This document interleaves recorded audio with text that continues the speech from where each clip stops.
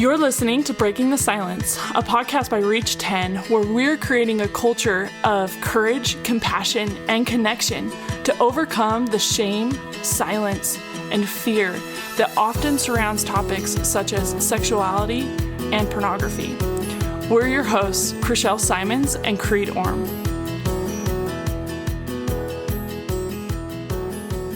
Welcome, listeners. Today we are breaking the silence with Alma Thurber about 3 tools for recovery. Thank you so much, Alma, for being here on the podcast with us. Can you introduce yourself? Yeah, thanks. I'm glad to be here. So like you said, my name's Alma. I'm a student at Brigham Young University. I'm 24 years old.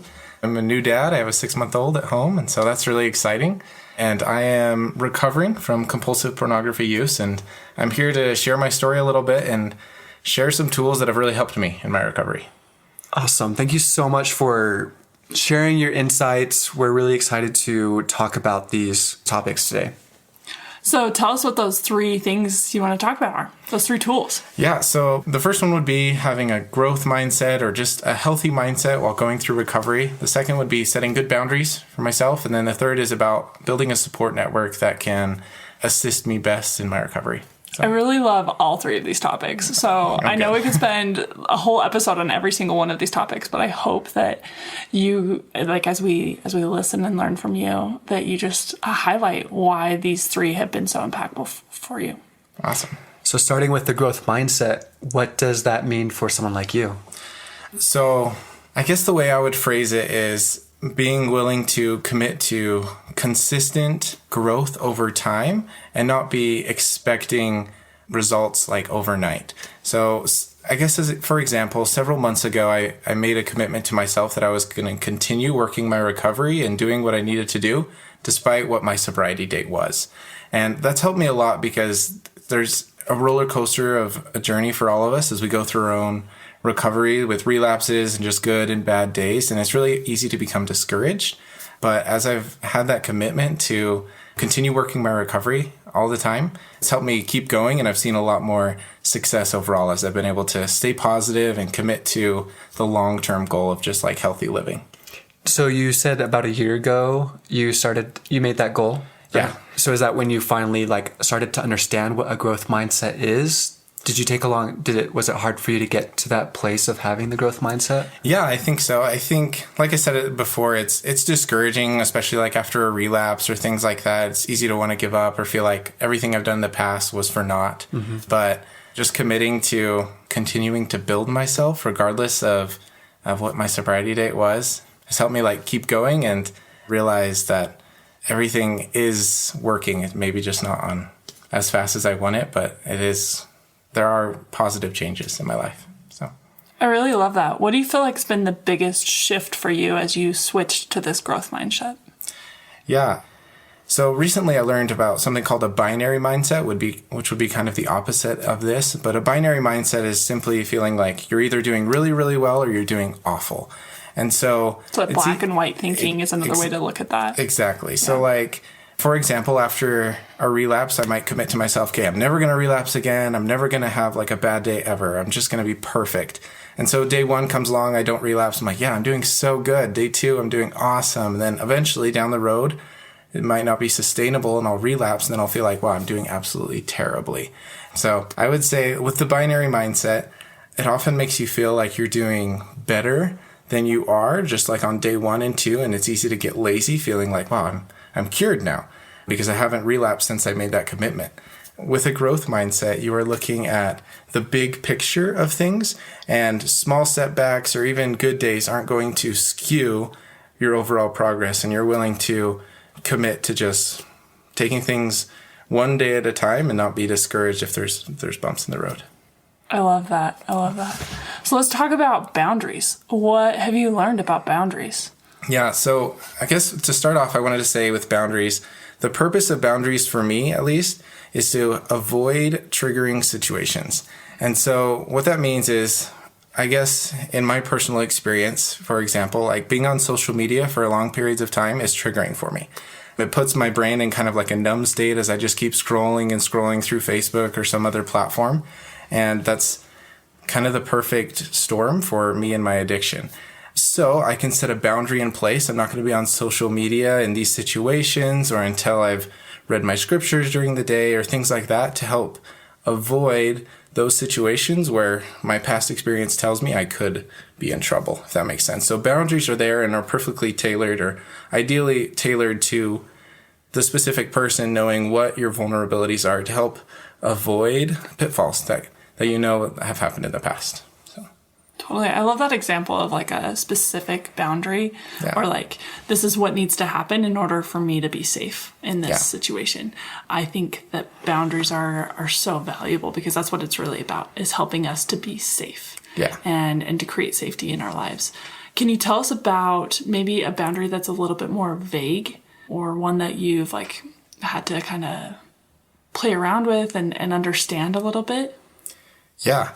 So one of my boundaries that I've had to adjust frequently is in the past I've said, okay, I'm not going to get on the internet or use my computer at all until I've read my scriptures and done like all of my other like self-care daily type things so that I can be kind of mentally and just mentally in the right spot and ready to resist any temptation that could come. Ideally, in the ideal world, that's been like a little bit too strict for me because sometimes I might have a school assignment that's really urgent or I have to turn it in right away or it's just life happens and it's been a little bit too strict for me. And so I've made exceptions to this rule.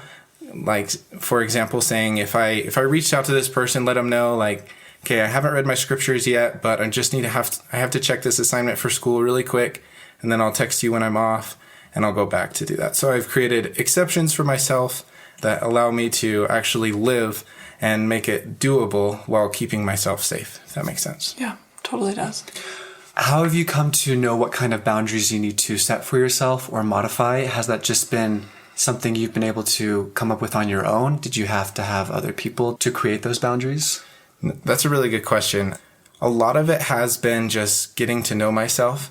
I've just taken time to look at my past relapses and realized, okay, these past several relapses, there's been similar things that have happened.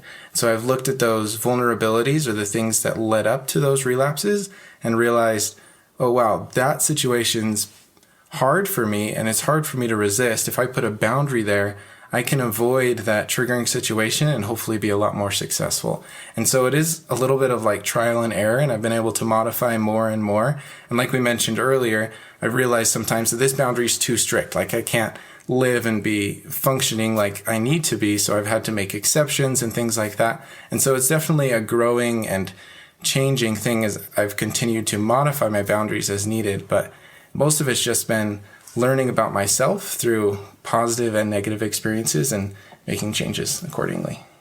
And it sounds like you've been accountable to some people with your boundaries, like you include them in on it. Yeah. Can you tell us a little bit about who you include and what you do with them? Yeah, so this will actually go into our next topic a little bit, but I report every single night to a sponsor, an accountability partner, and to my wife. And I will report my sobriety date, whether I was clean that day or not, then also my boundaries.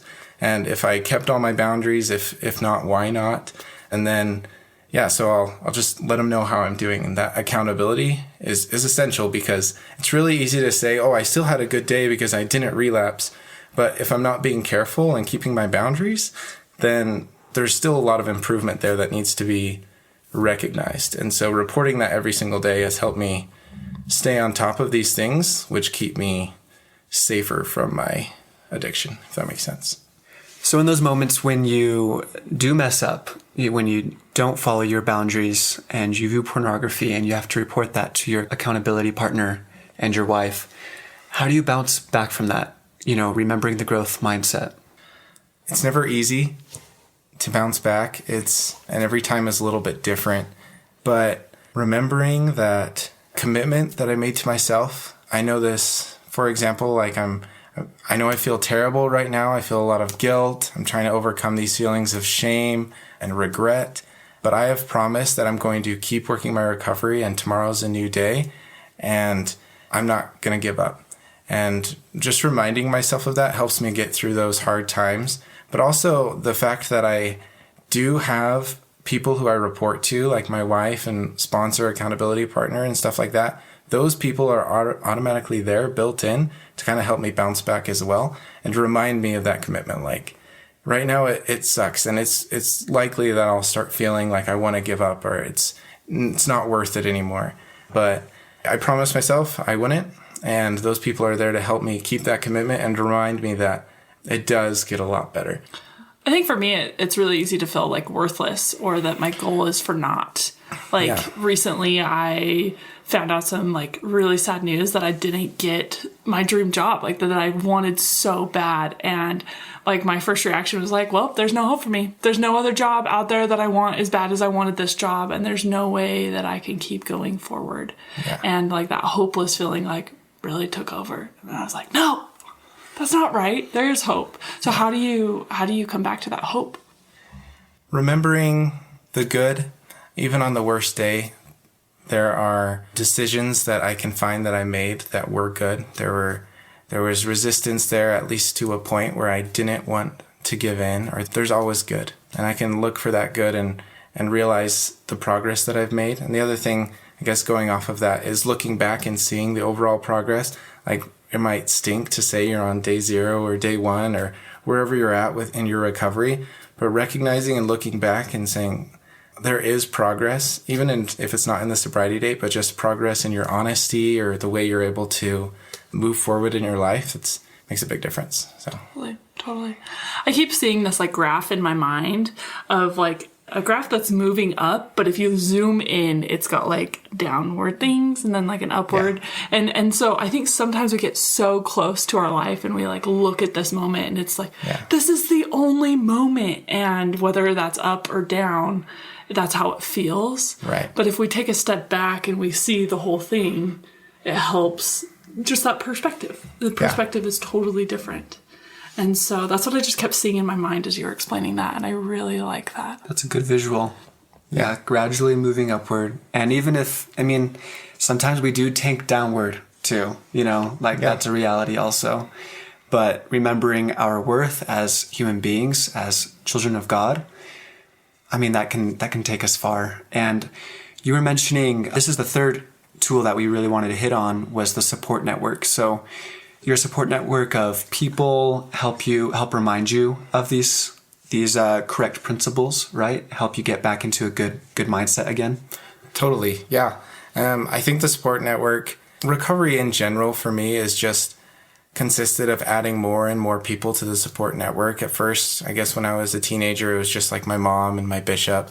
But as I've been able to reach out more and more and more, bouncing back has become easier. But then also just their tools and their advice and their prayers on my behalf has all started to just help exponentially in my recovery, which is huge. And each recovery, each support person or each avenue of support could help in maybe unique ways. There are ways that a sponsor or accountability partner could help me that my wife couldn't, and vice versa, just because some people have maybe experienced recovery for themselves or have dealt with similar issues and can relate more. But then my wife's always there and always willing to love and be supportive, and just building that network has been huge. So I love that. What has it taken to build a network like that? For me, the biggest thing was being willing to start going to addiction recovery 12-step program meetings. I met a lot of people there who were in similar situations. I have a lot of phone numbers of people I can reach out to, and just reporting every single week and creating like friends there and finding a sponsor. And that's been probably the biggest like pool of people that I've been able to add to my support network, or as we're calling it. But then also even reaching out to some family members and other people that way. So I love that. What do you feel like has come from utilizing these 3 tools? Like, what have you seen change in your life? I have a lot more hope. These definitely aren't the only tools that have helped me in my recovery, but these are 3 of the biggest ones. And it makes me feel, even on bad days, that I can do this. And it makes me feel hopeful that even regardless of those little pitfalls, when we zoom in on that graph like we were talking about, everything can get better, and it will. And I can feel confident in that because of that mindset, of the boundaries and the other tools that I have to keep myself in place, and then to keep myself on track, But then also just these people of cheerleaders, support people, counselors that I have that'll just help me along on my path. So fantastic. Thank you so much for sharing and for sharing specific and personal experiences with each of these. I think that is so valuable and is one of my favorite parts about being able to host this and to interview you is because like that's so real for you and this is working and sometimes it's hard and sometimes those pitfalls hurt really bad and there's hope. Yeah. So once again, this was Alma Thurber with 3 tools for recovery in pornography, growth mindset, boundaries, and building and using a support network. Thank you so much, Alma, for being here and giving us your insights. Thanks. Love being here. Okay, listeners, before we go, we want to share with you a review from a listener and what they are loving about Breaking the Silence. This review is from Merlise Avery, and we hope that we're saying your name right. I hope I'm saying your name right. And you said this, and I'm so grateful for this review, and it really just warms my heart. But this is what you said. In the age of information, you don't have to look very hard to find opinions on sex. But for those who hold an ethic of keeping sexual relations between spouses only, few opinions function as both informative and edifying. Much in traditional conservative Christian culture emphasizes the don'ts of sexuality, leaving a blank space for what healthy sexuality between spouses can look like. These conversations are a start in filling in that blank. Thank you, Reach 10. And thank you, Merlise Avery. We want to make sure that you know how grateful we are for your review because your review helps us to reach more people. And so if you're listening, message us or email us at hello@reach10.org and we are going to send some swag your way. Thank you. Thank you for listening to Breaking the Silence by Reach 10. Help us create a new culture of connection by sharing what you heard today with at least 10 people. Please help us reach more young adults by going to iTunes to rate and review our podcast. Be sure to subscribe so you don't miss any episodes. Reach 10 is a nonprofit. You can help support this podcast by donating on our website and following us on social media. We share these views to open the dialogue on these tough issues. We are not professionals, and the ideas shared on this podcast should not be taken as professional advice. The opinions and views that our hosts and guests share do not necessarily reflect the views of Reach 10, and we don't guarantee the accuracy of any statements you hear. Reach 10 is not responsible for your use of information heard on this podcast. We keep learning and invite you to join us as we build a more open, compassionate, and courageous culture.